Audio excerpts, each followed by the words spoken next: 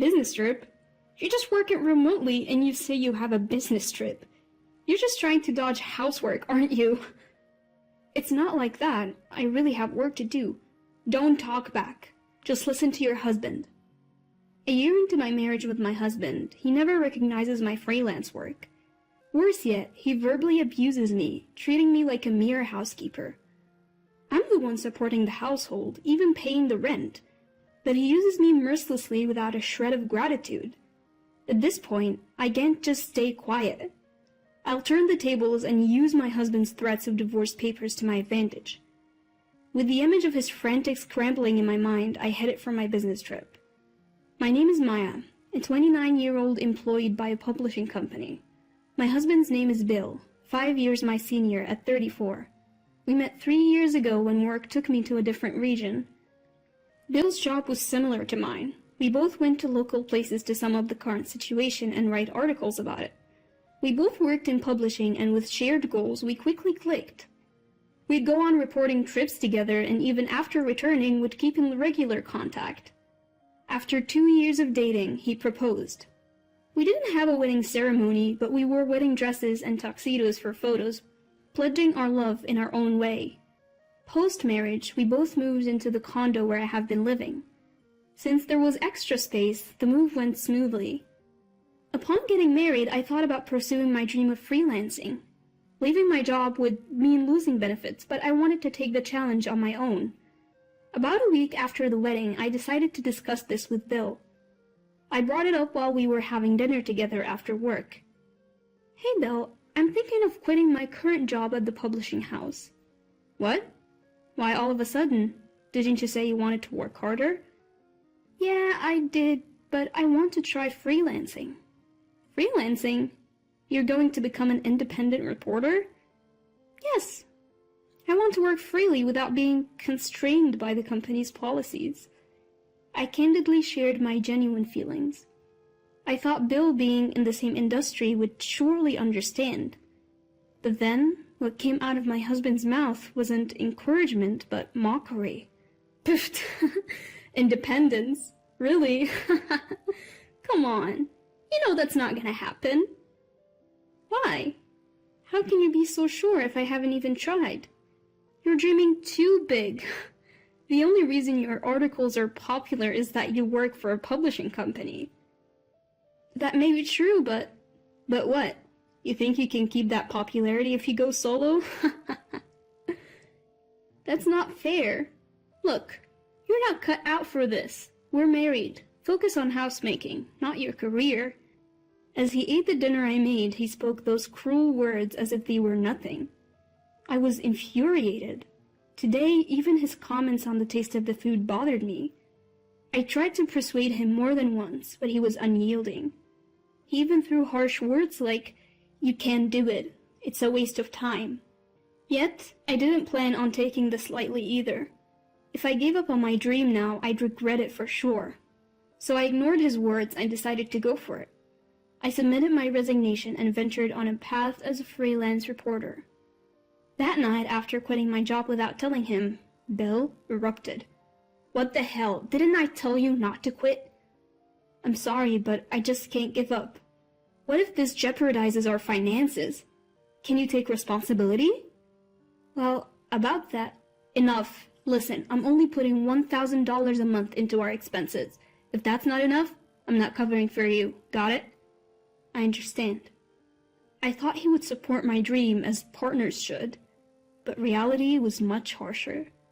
A rift formed between us, with the one person I needed support from the most rejecting me. Bill, why would he say such things? All I wanted was his support for my dream.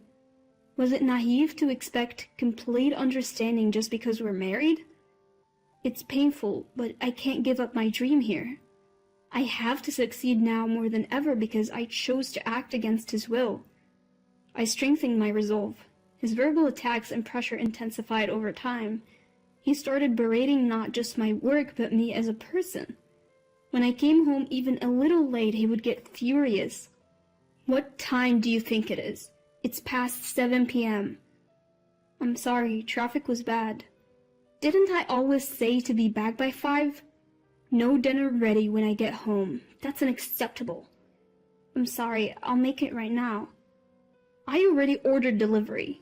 Expect a bill for that later.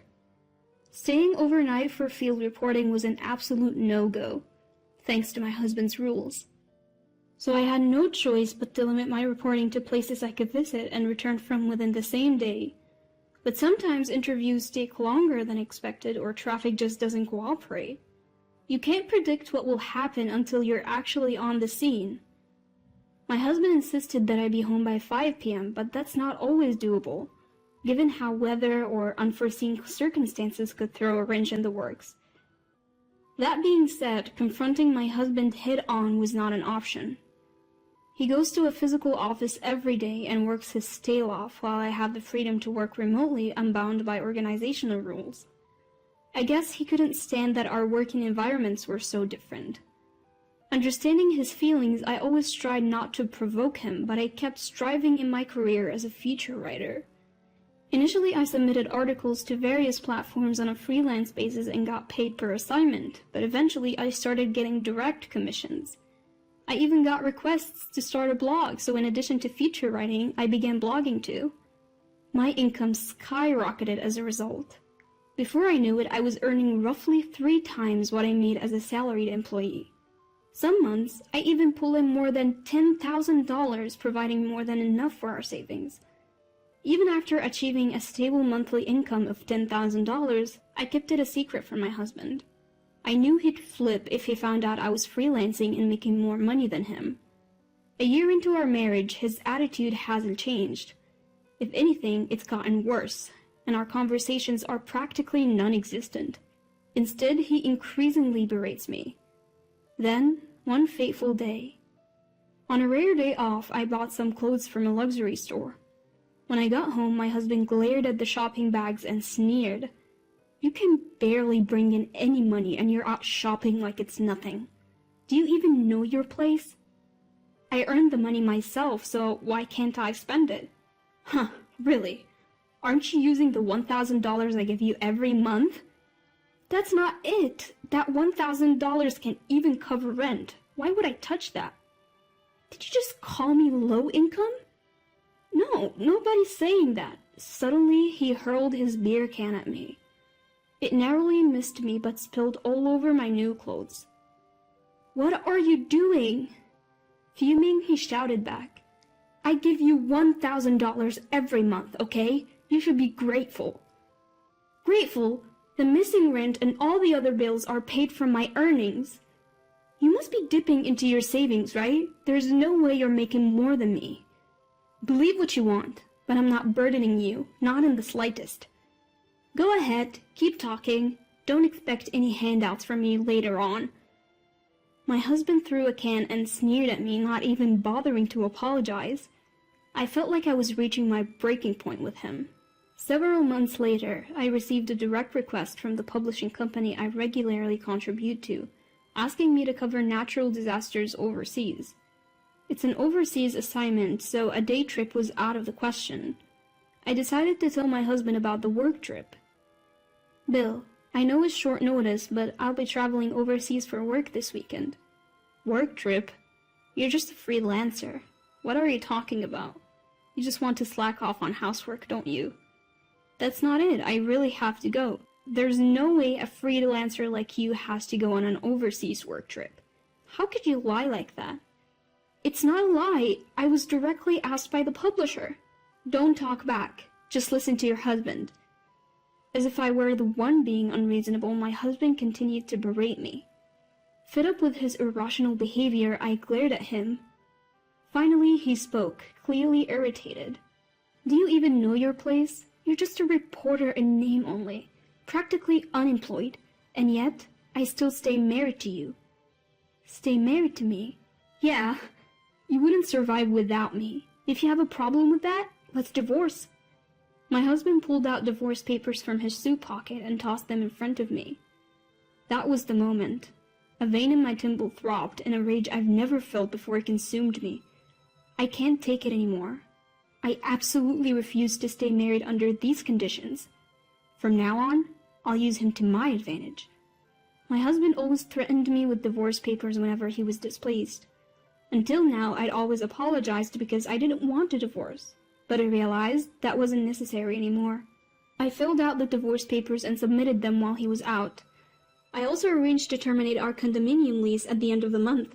Furthermore, I moved up my overseas work trip and headed to my destination that day. I didn't tell my husband anything and kept my messages and call notifications off. Having finished all my work, I returned home after 2 weeks abroad. The time was already past 8 p.m. and the lights were on in the house. I didn't want to see him, but I had no choice but to go home. Taking a deep breath, I opened the front door. Hearing that, a series of loud footsteps erupted from the living room. I looked up and saw Bill standing tall with his arms crossed. Just as I was about to speak, he started yelling at me. You have the nerve to come home like nothing happened. Where have you been without even replying to my messages? I told you, remember? I was on a business trip abroad. Business trip? Business trip?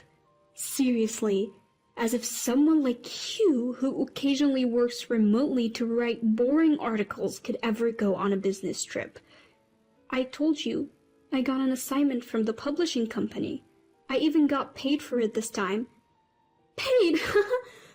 What did you get, like $10? What a fool, spending money on transportation to go abroad just to make $10. Bill kept on belittling me with his crude laughter. But what he didn't realize is that we're no longer husband and wife. He's only able to act so high and mighty because he doesn't know, and his words no longer have any effect on me. Finally, I calmly said, "Do you enjoy putting people down like that?" "What? What are you talking about? If you feel belittled, it's your fault, isn't it?" "I haven't done anything to be looked down upon by you. In fact, I make about 5 times more than you do." 5 times? As if. That would mean you're making close to $10,000 a month. Yes, that's correct. What? Faced with this unexpected truth, Bill's face twitched. He clearly couldn't stand the fact that I made more than he did. Fuming, he blurted out, "You've got to be kidding me, you're such a liar. I'm divorcing a wife who won't even do the housework." Panting heavily, Bill shoved new divorce papers in my direction. With a smile, I revealed the truth to him. Another new form for me to sign. "Yes, sign this quickly." "Don't worry. I already submitted the divorce papers 2 weeks ago." What are you talking about?" "We're not married anymore. Why are you still in this house?" Bill stammered, barely able to get words out. Finally he spoke. "What do you mean you filed for divorce? Why would you do that?" "Why? Because you handed me the papers." "But I didn't really want a divorce." "Well, too bad. I thought it was okay to part ways, so I filed." "You've got to be kidding me. I just gave you those papers to scare you into understanding your role as my wife." Bill grabbed my shoulders, his eyes filled with anger. As I suspected, he never intended to divorce me. He just wanted to intimidate me into obeying him. Knowing this, I chose to divorce him anyway. I realized I could never be happy with him. Finally understanding this, I unleashed all my pent-up feelings. "You think you can lecture me? Do you know how it feels to have your dreams mocked by the one person who should support you? Hold on, Maya, don't call me like we're friends. We're divorced, we're strangers now." "What am I supposed to do now? Can I stay here?" "This is my condo. You're essentially trespassing. I never want to see you again. Leave now." I threw Bill's belongings out. Initially he resisted, but eventually gave in, shoulders drooping. After that, Bill called his parents and apparently moved his stuff to their place. However, due to the circumstances, they refused to let him stay and told him they wouldn't help him financially. As a result, he had no choice but to live on his limited income and move to a cheap apartment far from his workplace. He can't spend money like he used to, and just getting by has become a struggle. His savings have run out, and now he's living a dull life just trying to save money. As for me, I've signed a lease on a different condo and started living alone. The move went smoothly, and now I'm enjoying my work in my new home office. Thankfully, my articles are getting featured on major online platforms. The blog I started on recommendation has also become a good source of income as the number of visitors kept increasing. I plan to continue doing what I love, writing great articles and covering stories from places that interest me. I want to keep my current job, but do it in a way that's sustainable for me.